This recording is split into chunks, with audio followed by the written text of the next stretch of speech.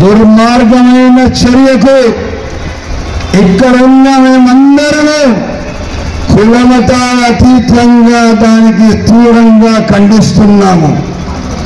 ఎవరైతే ఆ దుర్భాగ్య చర్య చేశాడో మూర్ఖుడా, భారతదేశం అందం ఏం తెలుసా? హిందూ, ముస్లిం, సిక్, ఇసాయి అందరూ కలిసి ఈరోజు ఉన్నామో ఇదే భారతదేశ అందం నుంచి తెలియజేస్తున్నాము. భారతదేశ ఐక్యతకు ఏ ఒక్కడు కూడా మాకు ఎరుబాటు చేయడు. భారతదేశం మేమందరము దేశం కోసమే పుట్టాము, రేపు దేశం కోసమే మరణిస్తామని చెప్పి సమాధానంగా తెలియజేస్తున్నాము. మాటలకు పరిమితం ఉన్న మీరు దౌర్భాగ్య చర్యలు పిరికి పొందలాగా అది ఎక్కడో వాళ్ళ పిల్లలతో వాళ్ళ కుటుంబ సభ్యులతో వాళ్ళతో అందరితో కలిసి అక్కడ ఏదో హాలిడేకి వెళ్తే దొంగ చాటుగా వెనుకబారి నుంచి మీరు వాళ్ళ పైన దాడి చేస్తారా? దమ్ముంటే రాని, సిద్ధంగా ఉన్నాను. ఎవరైనా కానీ వాడు ఎంతటి ఎవరైనా కానీ సిద్ధంగా దానికి మేము తగ్గడానికి సిద్ధంగా ఉన్నాము. వారు ఏ ఒక్కరైనా కూడా కానీ భారతదేశ ఐక్యతే మాకు చాలా ముఖ్యం. భారతదేశ సుందరం ఏం తెలుసా? భారతదేశ అందం ఏం తెలుసా?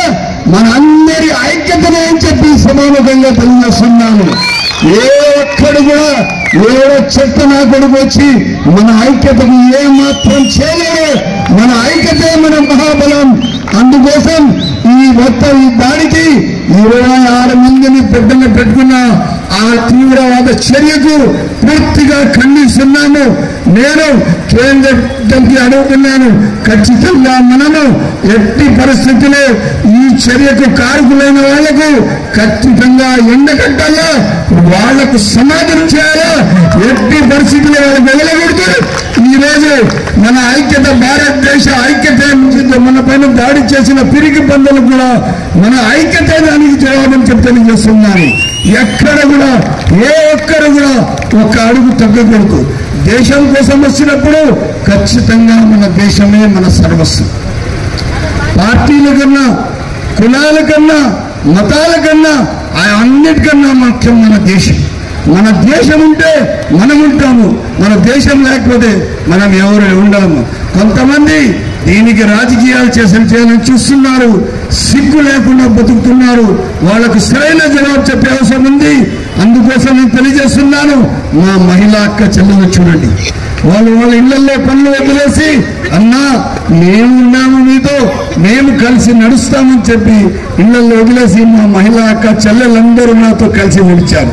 మా పార్టీకి సంబంధించిన నాయకులు, జనసేనకు సంబంధించిన నాయకులు, అదే కాకుండా మైనార్టీ నాయకులు అందరూ ఎంత పెద్ద ఎత్తున వచ్చేశారు. ఇదే భారతదేశ బలం, ఇదే భారతదేశ బలం. అదే బలం అహంకారంతో తెలియజేస్తున్నాం. ఈరోజు భారతదేశం ఐక్యతే మా సర్వస్వం. మేమందరం కలిసి ఉన్నంత వరకు మీరెవరు ఏమి చేసుకోలేరు. రేపు మిమ్మల్ని విడిదీయాలంటే మీరు మా కాని మసి అయిపోతారు.